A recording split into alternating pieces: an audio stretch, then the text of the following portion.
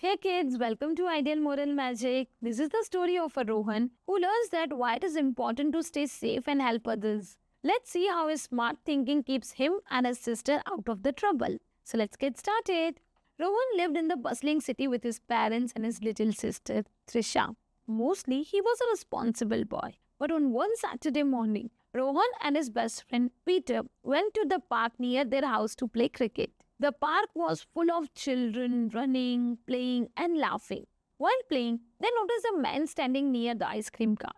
He seemed friendly and waved at the kids.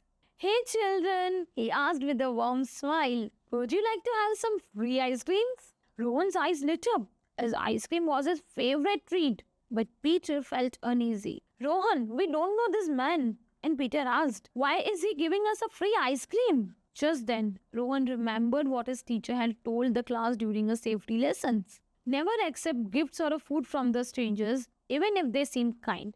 Rohan hesitated and turned to the Peter.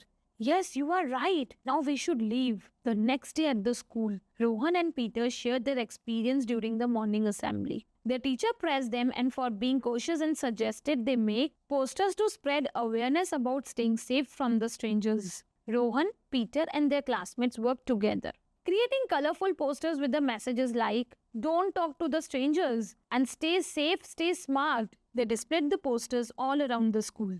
That weekend, Rohan went shopping with his family at the local mall. While his parents were busy at the clothing store, Rohan noticed Trisha wandering towards the toy section. He quickly ran after her. Trisha, you shouldn't go alone. And he said, What if you get lost? Trisha nodded, holding his hand tightly. Rohan remembered his mother's advice. If you ever get separated from your family in a public place, look for a security guard or go to the information desk. Rohan shared this tip with the Trisha and she promised to stay close.